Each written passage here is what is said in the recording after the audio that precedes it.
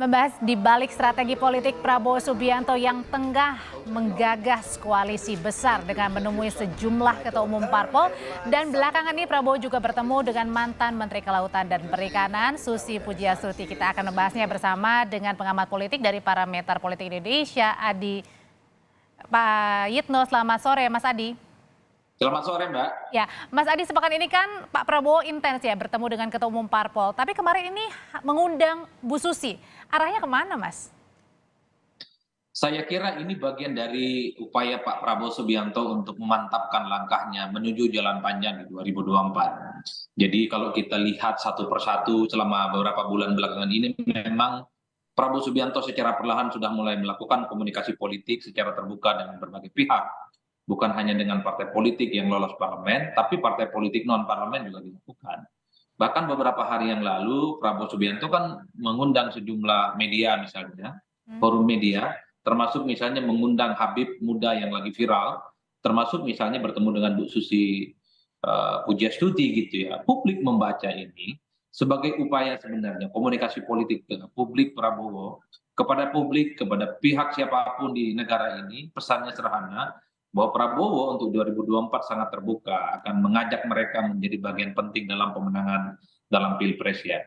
Jadi ini tentu adalah upaya-upaya pemantapan sebenarnya bagi Prabowo untuk dekat dengan kelompok-kelompok dan pihak-pihak tertentu yang tentu saja bisa dimungkinkan diajak kerjasama dan tentu saja diharapkan bisa menjadi bagian penting dari pemenangan Prabowo di masa yang akan datang.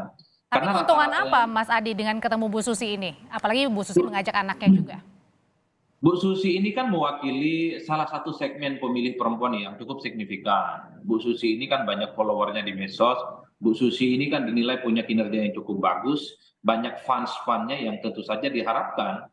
Kalau Bu Susi menjadi bagian dari Prabowo Subianto, maka sangat diharapkan betul bahwa para pendukung Bu Susi juga terafiliasi dengan Prabowo di Pilpres nantinya.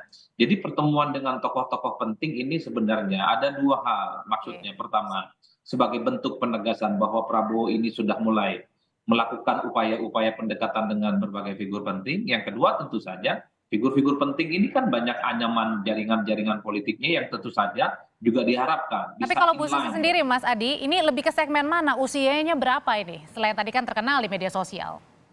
Iya, segmennya tentu saja dua hal, di kalangan pemilih perempuan, di kalangan aktivis pro demokrasi, dan adalah pekerja-pekerja di bidang nelayan. Itu kan yang kemudian menjadi tiga variabel penting di mana Bu Susi Pujiastuti itu menjadi sosok yang saya kira menjadi figur penting ya untuk didekati, untuk diajak kerjasama, untuk diajak berkomunikasi. Saya kira dalam konteks itulah Prabowo Subianto itu bertemu ya, sekalipun misalnya hanya bertandang dan diklaim hanya sebatas bicara tentang politik kebangsaan dan seterusnya dan seterusnya.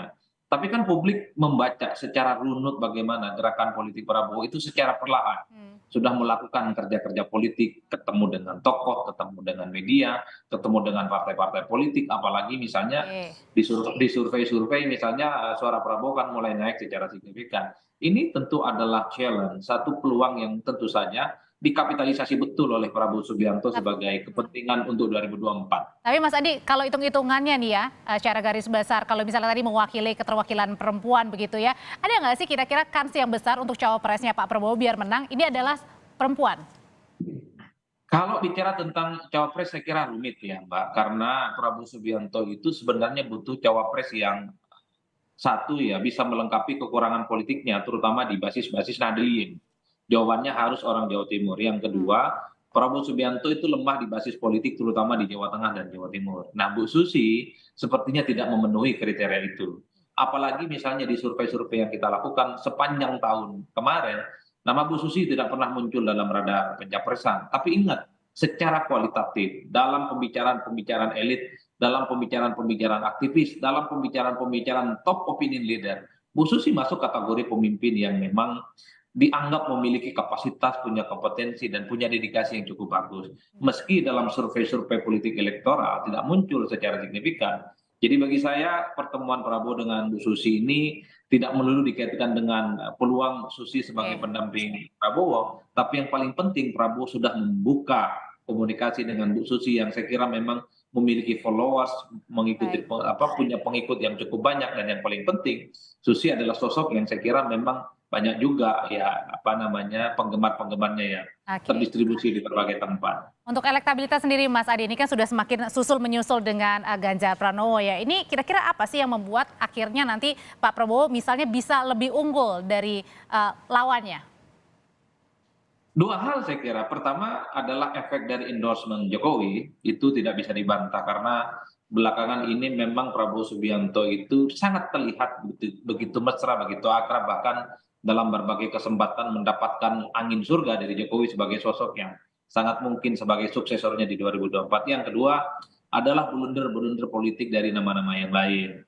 Jadi sebenarnya kalaupun toh Prabowo naik itu karena ketergantungan dari penantang atau kubu lain yang blunder, yang kedua dari efek Jokowi. Jadi kalau dibaca dalam konteks itulah yang saya kira kemudian kenapa surveinya Prabowo Subianto relatif agak naik secara signifikan. Tapi mesti hati-hati juga Mbak. Kalau naik elektabilitasnya Prabowo itu tergantung orang lain, itu tentu menjadi lampu kuning. Karena bukan karena kinerja, bukan karena sosialisasi tentu saja, tapi karena ada faktor eksternal. Baiknya memang elektabilitasnya naik secara signifikan, Prabowo Subianto itu harus karena kinerja, karena sosialisasi dan penetrasi kepada rakyat, bukan karena faktor-faktor yang lainnya. Termasuk juga dugaan dengan dengan punya koalisi besar ini juga belum menjadi penentu kemenangan ya? Oh, belum tentu, karena dalam banyak kasus 2004 misalnya SBY hanya didukung oleh partai minoriti gitu ya, tapi memenangkan pertarungan politik. Begitupun dengan Jokowi yang 2014 yang lalu hanya didukung oleh segelintir partai politik tapi memenangkan pertarungan politik. Koalisi besar itu tidak menjamin apapun. Bahwa secara kuantitas kepartaian ya tidak bisa dibantah banyak, tapi kalau capres dan cawapres yang diusung tidak memiliki adaptasi, tidak punya penetrasi, dan dukungan publiknya rendah, ya tentu akan menjadi kiamat dalam pemilu. Akan sangat Baik. bagus kalau koalisi besar itu capres dan cawapresnya juga memiliki nama besar dan diterima oleh publik. Partainya besar, calonnya besar, maka sangat mungkin untuk memenangkan pertarungan. Oke. Tentu dengan tidak ingin bermaksud Baik. mendahului Tuhan ya. Termasuk juga dengan dilihat juga bagaimana kinerjanya ya. Terima kasih Direktur Eksekutif Parameter Politik Indonesia Mas Adi Praitno, sehat selalu.